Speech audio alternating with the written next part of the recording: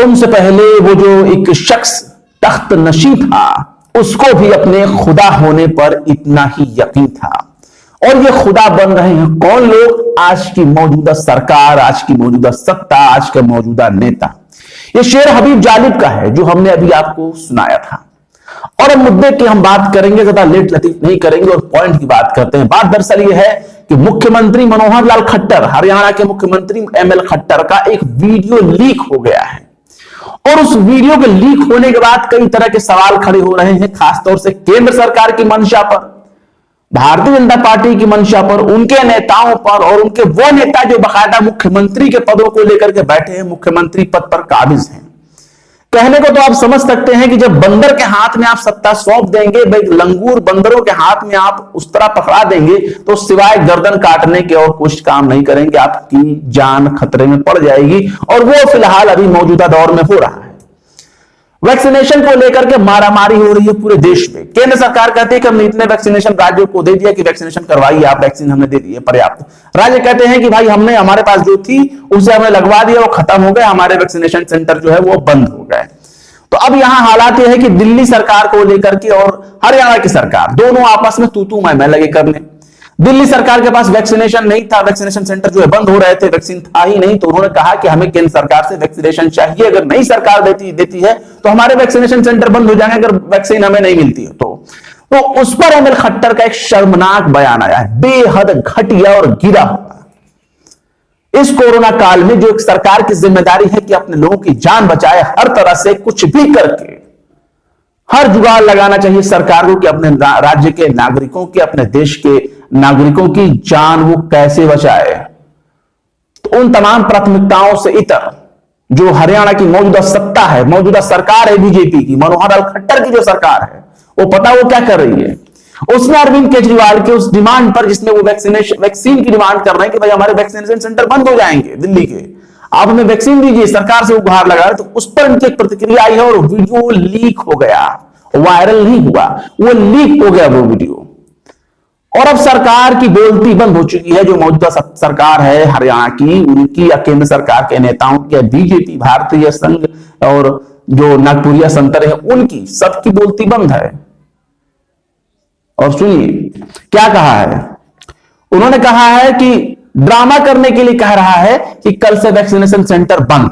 हम कहते हैं टीके आपको ज्यादा मिल रहे हैं, हम भी 2 लाख टीके एक दिन में लगाकर खत्म कर सकते हैं, लेकिन हम 50-60 हजार रोज टीके लगा रहे हैं ताकि काम चलता रहे। सूझबूझ से अरविंद केजरीवाल को जो है सूझबूझ से काम करना चाहिए, इसे वो अपनी रणनीति मानते हैं कि सूझबूझ से काम करना ही रणनीति है। आप इस वीडियो को पूरा देखिए और उसके बाद हम आपको बताएंगे कि किसने कौन कहां कहा और किसने कितनी चोट की भारतीय जनता पार्टी के ऊपर। देखिए इस वीडियो को। तो आज भी दे रहा है, जो आज देगा वो आगे भी लगेंगे। वो ड्रामा करने के लिए क्या किया, कल से मेरे वैक्सीनेशन सेंटर सारे बंद। क्यों बंद? क्योंकि मुझे टीके नहीं मिले हैं। हम कहते हैं टीके तो बाकी प्रदेशों से आपको ज़्यादा मिल रहे हैं, आप जैसे बाकी प्रदेश कर रहे हैं। आज हम भी 2 लाख एक ही दिन में लगा करके अपना स्टॉक खत्म कर सकते हैं। हमको पता है कि जितना स्टॉक मिल रहा है, हम 50,000 60,000 रोज करेंगे तो ये काम हमारा चलता रहेगा। तो ये सूझबूझ अरविंद केजरीवाल को रखनी चाहिए। वो सूझबूझ रखने के बजाय राजनीति करने का उसका मानस है, वो करता है। और विपक्ष के लोग महामारी, तो देख लिया आपने, ये कह रहे हैं कि ड्रामा करने के लिए कह रहा है अरविंद केजरीवाल के लिए बोल रहे हैं कि ड्रामा करने के लिए कह रहा है कि कल से वैक्सीनेशन सेंटर बंद है, बंद। हम कहते हैं कि आपको ज्यादा मिल रहे हैं, सबसे ज्यादा आपको मिल रहे हैं, हम भी 2 लाख टीके एक दिन में लगाकर खत्म कर सकते हैं, लेकिन हम 50-60 हजार रोज टीके लगा रहे हैं ताकि काम चलता रहे। सूझबूझ अरविंद केजरीवाल को रखनी चाहिए। वो रणनीति वो राजनीति कर रहे हैं, उनका आरोप है कि वो राजनीति कर रहे हैं टीके मांग करके। तो अब सवाल यह है कि भाई साहब, पूरी दुनिया ये कोशिश कर रही है कि अपने नागरिकों को कितनी जल्दी से जल्दी वैक्सीनेशन का टीका लगवा दिया जाए।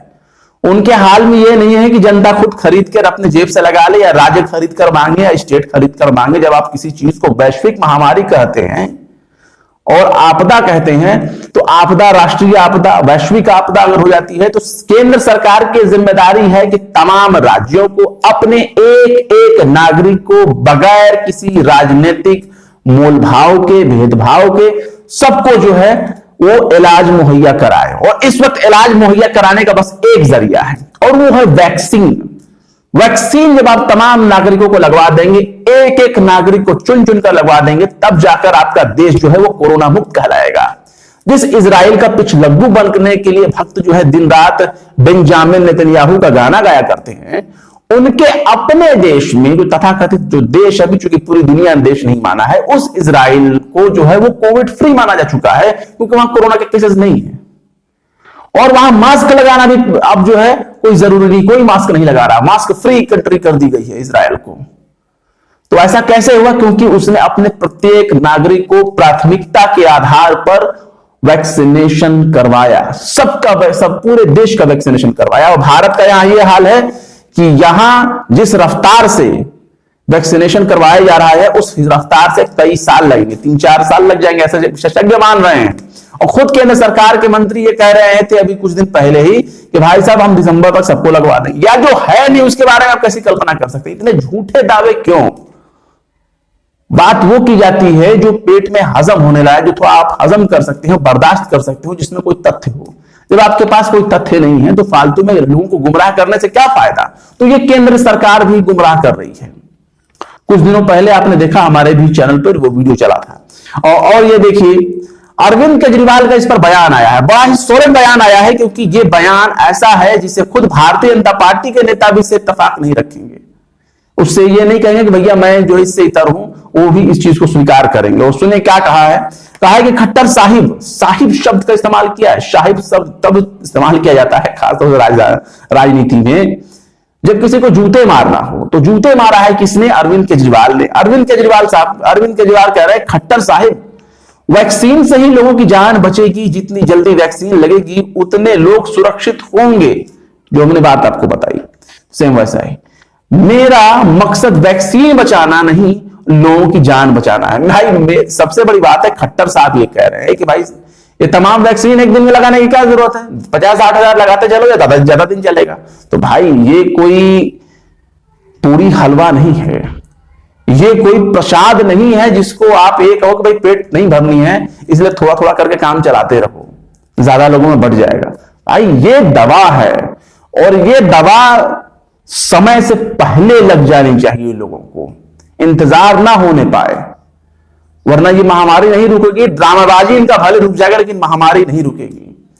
तो इनकी इतनी समझ है। ये मुख्यमंत्री है मनोहर लाल खट्टर, और एक मुख्यमंत्री की ये सोच है कि वो अपने नागरिकों को टाल मटोल करके लगाना चाहते हैं, टालते रहें किसी काम को लेकर के, भले ही उनके राज्य के नागरिक मर जाएं। और मर ही रहे हैं तमाम भारतीय जनता पार्टी के राज्यों में। देख लीजिए क्या हाल है, कई राज्यों में उनकी सरकारें हैं। देखिए रणदीप सिंह सुरजेवाला कांग्रेस के जो है प्रवक्ता हैं, इन्होंने भी कहा है धन्य है खट्टर जी, हैशटैग वैक्सीन लगाने में जानबूझकर देरी करने को भी रणनीति करार दे रहे हैं। कहते हैं सरकार के वैक्सीन है, सरकार के वैक्सीन है, पर उन्हें थोड़ी संख्या में कई दिन में लोगों को लगाएं। इसी कारण ही हरियाणा के लोगों को वैक्सीन नहीं मिल पा रही है। सद्बुद्धि की कामना करते हैं। धन्य है प्रभु खट्टर साहब, आपकी सोच के आगे तो हमें भी हाथ जोड़ने पड़ रहे हैं महाराज। अगर 2-4 मुख्यमंत्री और भी हो जाएं और अन्य राज्यों में, तो मुझे लगता है कि देश की जनसंख्या पर बहुत ही कायदे से नियंत्रण पाया जा सकता है। तमाम भारतीय जनता पार्टी के लोग चिल्लाते हैं ना कि भैया जनसंख्या नियंत्रण करना है, तो जनसंख्या नियंत्रण करने का ही एक प्रोग्राम हमें समझ में आ रहा है कि अगर 2-4 मुख्यमंत्री ऐसे ही हो जाएं तो जनसंख्या बहुत तेजी से नियंत्रित हो जाएगी। और देखिए और किसने क्या कहा है। संजय सिंह को तो आप जानते हैं, बड़े विभाग प्रवक्ता माने जाते हैं आम आदमी पार्टी के। उन्होंने कहा है, वो चूंकि सांसद भी है राज्यसभा से, उन्होंने ये कहा है कि हरियाणा के सीएम मनोहर लाल खट्टर जी कह रहे हैं कि जैसे भाजपा के मुख्यमंत्री वैक्सीन केंद्र बंद करके लोगों की जान जोखिम में डाल रहे हैं, वैसे ही अरविंद केजरीवाल जी करें। जनता की जिंदगी से आप खिलवाड़ कर रहे हैं, जनता की जिंदगी से आप खिलवाड़ कर सकते हो भाजपाइयों, अरविंद केजरीवाल। नहीं तो भाई मौका तो अब दे ही दिया है, खासतौर से मनोहर लाल खट्टर साहब ने। अब उनका खटारा बैंड बजा रही है पूरी अपोजिशन, जो भी विपक्ष है, क्योंकि ये एक ऐसा मामला है कि जो व्यक्ति खट्टर के इस बयान का बचाव करेगा वो बेहद निहायत ही असंवेदनशील व्यक्ति होगा, अगर जो खट्टर के बयान को अनुचित ना करार दे। क्योंकि सोच लीजिए, लोगों की जिंदगी से बढ़कर कोई बात नहीं हो सकती। लोगों के जिंदगी से खिलवाड़ करना ये कहां तक जायज है, ये खट्टर साहब जवाब दे सकते हैं। तो ये मनोहर लाल खट्टर हैं, राज्य की इतनी बड़ी संख्या जो है वो संभाल रहे हैं।